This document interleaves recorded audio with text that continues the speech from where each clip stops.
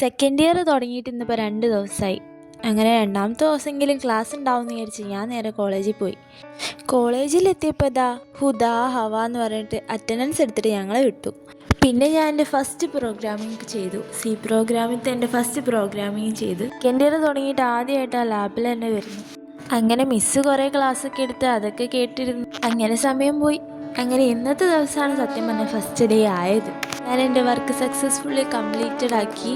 ഇന്ന് ഉച്ച വരെ മാത്രമേ ക്ലാസ് ഉണ്ടായിരുന്നുള്ളൂ. അപ്പോൾ ഞങ്ങൾ ഉച്ചയ്ക്ക് ഇങ്ങോട്ട് പോന്നു. അങ്ങനെ ഹോസ്റ്റലിലെത്തിയപ്പോൾ കുറച്ച് പരിപാടികളൊക്കെ ഉണ്ട്. നമ്മുടെ സ്വന്തം വർക്ക് നമ്മൾ തന്നെ ചെയ്യണമല്ലോ. വീട്ടിലുള്ള പോലെ അമ്മ ഒന്നും ചെയ്തു തരില്ല.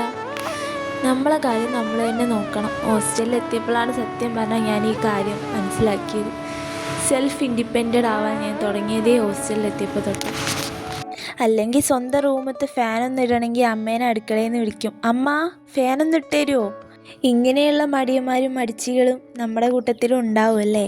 ഇങ്ങനെയുള്ള നമ്മുടെ ചങ്ങിന് ഇതൊന്ന് അയച്ചു കൊടുത്തേക്ക്. എന്നിട്ട് നീയാണ് ഇതേപോലെ ഇരിക്കുന്നതെന്നൊന്ന് പറഞ്ഞു കൊടുക്ക്. ഓൾസോ ഞാനും അങ്ങനെ തന്നെയാണ്.